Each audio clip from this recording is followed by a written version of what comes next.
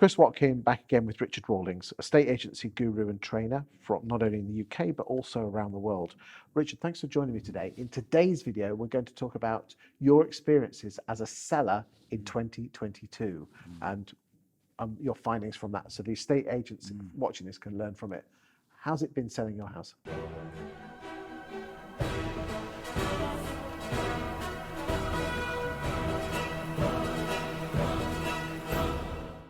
Well, it's really interesting because as a trainer, I'm supposed to know all the answers. But as a seller myself, I have this window of insight into what it's really like. And I think all agents should have to sell their house once in a while just to get a feeling for what it is really like out there. Because we do all the stuff we learn in a training environment and everything. But actually, the feeling of being a seller is very different. And there are certain things that, are quite annoying. I mean, it's very sensitive time. When they say moving is stressful, now we've moved house 18, 19 times, and it is stressful. It's a bit like, a snail's home is their shell. It's a bit like ripping the shell off a snail's back. Just the moving process is stressful because you don't know what's going to happen. You've got to merge things together, the stupid system we have in this country where things can fall through and all that kind of stuff. So it is a stressful time, even though I'm supposed to know all the stuff. And you've moved 17, 18 times. Yeah, absolutely. So we're looking as a buyer at the moment and as a seller. And I mean, there are a few things. One thing I would like to see, and I'll definitely if I already include this a bit in my training, but I'll ramp it up a little bit, I think, is a sense of urgency. I think what I want to see is that my agent is passionate and is as keen to sell as I am. And that sense of urgency, and to know that sense of urgency has been communicated to buyers as well. Knowing that, if you don't get this, these houses don't come on very often or whatever. I mean, not to be pushy and not to use all those sort of salesy sort of stuff, but just have a spirit of urgency and progression and moving forward. It's a bit like when an agent takes on a property. Very often they go there, they do the pitch, and then they wait for the business to land on their lap. Instead of they've earned the right to the business. Hopefully, they just need to ask the question. Can we go ahead, please? Or would you be comfortable with me as your agent? Just little closes that help people make that decision to move forward, because they're big decisions. What made you choose the agent that you settled with this time? I've used David 2 or 3 times, and I like him. You've got to be likable. Okay. I respect him.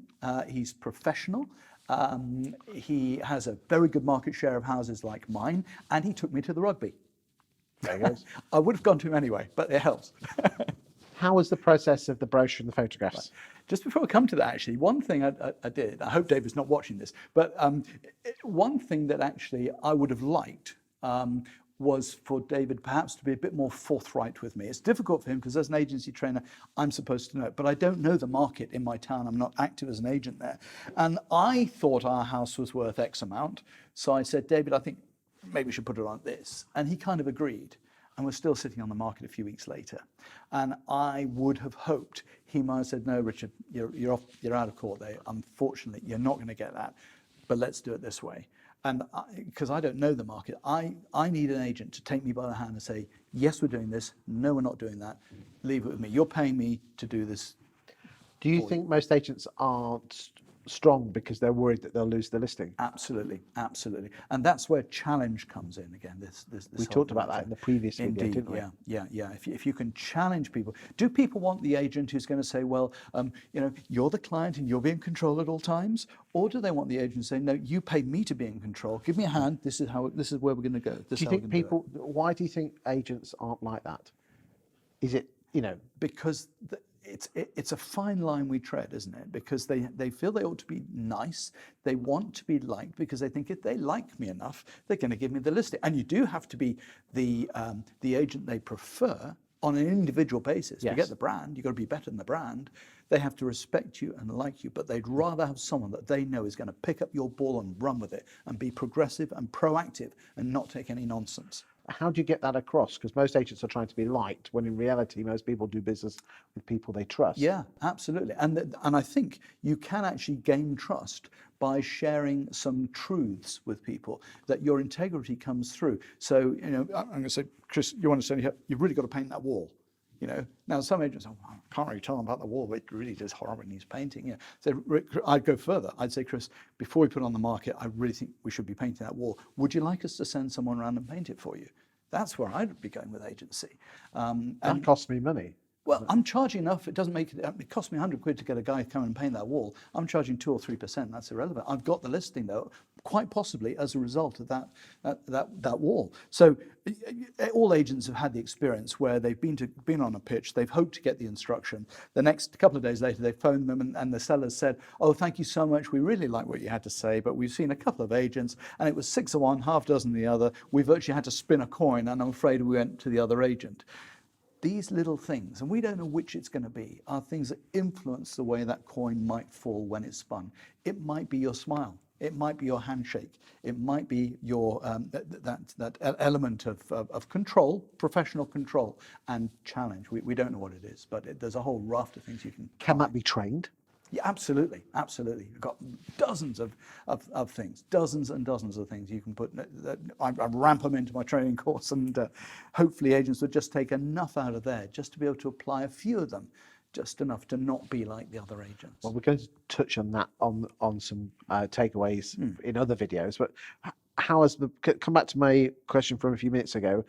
You chose the agent, okay, took you to the rugby, but let's talk about the onboarding process. Could anything have been better on that one? Because I was already predisposed to him, I didn't get any other agents in because he'd done a good job before. As I say, respect. Did he know that though? I don't know. I didn't tell him as much. No. So that's true. And I actually did it remotely. My wife and I decided to sell while we were on holiday. I was over training some agents in South Africa, and we were going to be there for a few weeks. We'd made the decision. It was at the beginning of the spring. We didn't want to sort of miss the market. So I phoned David. I said, "You can get the keys from my daughter. Go have a look. Tell me what you think." And he came back and said, "Love your house. Can we get the ball rolling?" And off we went from there. So actually, ours wasn't a typical sort of scenario, unfortunately. But I think on speaking to another agent I was training the other day, we shared a similar scenario, and where they had been told they were going to get it, they'd been the family agent for years, and they didn't get it. And they realized it was complacency. In other words, they went in expecting to get it, and you should go with an air of expectation, but they didn't get it because they didn't try hard enough, I suppose. They just assumed they were going to get it. So no matter how well it's been in the past, always assume that every pitch hangs by a thread. In fact, even assume every one of your clients hangs by a thread and they're going to fire you tomorrow. Think of each client. You've just been fired. Why did they fire you?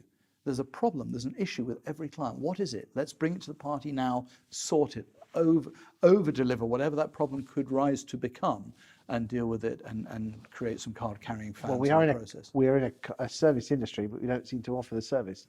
What else have you highlighted in the process? I mean, I think certainly, again, if it was me, the type of service I would be offering would be to have fresh flowers, and when anyone comes around our house, we always buy flowers, and then we're polishing the table as well because it smells lovely after it's been polished. Every viewing, we get a table polish and flowers. Wouldn't it have been nice if the agent did that? And there are agents going to say, "Oh, but we don't do that." That's the point. We don't do that at the moment. In other countries, they are, and all it takes is one of your competitors to start doing that. Say, "Oh, it's not really playing the game," but they'll get the market share. Do you think most estate agents just treat it as let's get the house on the market for sale, board up, move to the next one? Yeah, and I don't blame them for that because that's where we've always been. It's how it is. I was looking back through some old files, literally only yesterday actually, and I've kept every detail of every house we've ever sold, including our first one about 40 years ago, and it was literally it was just written details, and if you're lucky, you've got a photocopy of a photograph. And we move very slowly because we only ever do what we know. We might see somebody else do something and think that's a good idea. Then we morph incredibly slowly. The best agents are those who have come out of the industry. They've maybe had some bad experiences, but they've said, "I'm going to change this market. I'm going to change the way it's done." And that's the fresh thinking.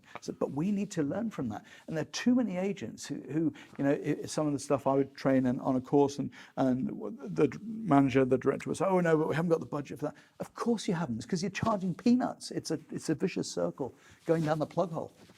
Huge opportunity out there. What about viewing feedback? Any feedback on that? Sorry, pardon the pun. Yeah. I ask agents, when do you expect to give feedback following a viewing? And they say, oh, within 24 hours. But think of it from the seller's point of view. We've staged our house. We've got fresh flowers. We've polished the table. People have come. They've looked around. We've kept out of the way. They've left. But from what we thought, they seemed to quite like it. So we're now watching the phone, thinking, they're going to make an offer. They're going to make an offer. They've been gone 10 minutes. Why haven't they made an offer yet? They've been gone half an hour. They're obviously discussing the offer over coffee. And then nothing. And we go to bed with the phone next to the bed, hoping it, and nothing.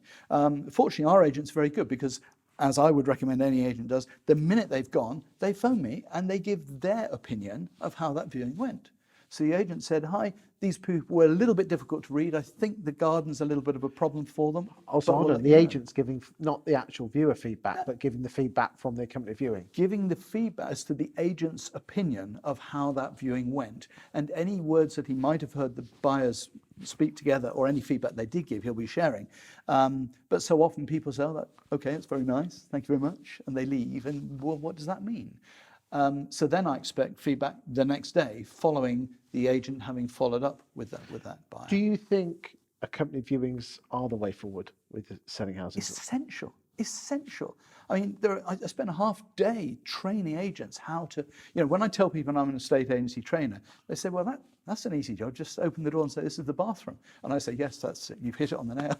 But absolutely, because the psychology involved, particularly in a first viewing and a second viewing, where the first viewing you've got to sell to the heart, and then they're agreeing. The heart says, yes, we want to move in tomorrow. Where do we put the sofa? But the brain is saying, whoa, no, we need to go in and think about this. So they come back for the second viewing and they're looking for reasons not to buy it. So there's all sorts of things between That's those. interesting. The first one, they're looking for reasons to buy it, and the second one, Yes. the reason not to buy it. And so if you've got the seller in the house doing the viewing instead of the last person in the world who should do it. Oh, if the seller's doing the unaccompanied viewing, they're showing them all the little details of what they've done, and we did this, and we fixed this. There was a crack here, but it's all right. No, I don't care about that stuff because I just want to know, could I be happy here? And that's what my heart is looking to find out when I look at this house. If my heart says I can be happy here, my brain says, steady on, don't make an instant decision, sleep on it, think about it, come back. Now the brain's looking around. The brain's quite interested to hear what happened there. That makes sense. And that's a distraction from anything else that might be preventing the sale. Or they're just ticking off the things they need to know, reinforcing what the heart initially felt. Do you think if an estate agent offered 100% accompanied viewings, they would get more listings? I suspect, not necessarily, they may do, but they need, any of these things, they need to bring it to the forefront. They need to tell the seller why they do a company viewing, just like I've shared why I think they're important. They should be saying that to the seller, educating the seller, so the seller understands why a company viewing is important. Just like one of my bugbears is long periods of sole agency. That's outdated and old. It was at the time when you had to book a space in a magazine to advertise a house, and there was a lot of commitment involved there. So you'd have a month or 2 months sole agency period. There's no benefit to the client there. To the consumer, there's absolutely no benefit. And so I say to an agent, how long is your period of sole agency? Why don't you do 0 weeks, but just give us a couple of weeks notice? And they say, oh, well, at the moment we charge, we do a 12-week sole agency. I say, why do you do that? Well, we always have. But it's not an issue, people don't raise it as an issue. The agent should be raising it as an issue. They should be saying, beware, some of these agents will tie you into a 12, 16, 20-week period of sole agency. Where's the benefit in that to you? We don't believe in that. Just give us a couple of, if you no longer enjoy working with us, you should have the right to fire us at any time. Just give us a couple of weeks' notice. So a lot of these things are unremarkable, unseen, and not an issue, apparently. Make it an issue. Raise issue. We should be scaring people. We should be bringing to the party the things that can go wrong and the traps that they can fall into. Instead of just being nice, skirting around all those things, that's where challenge comes in. Thank you for your insight today, Richard. Very welcome.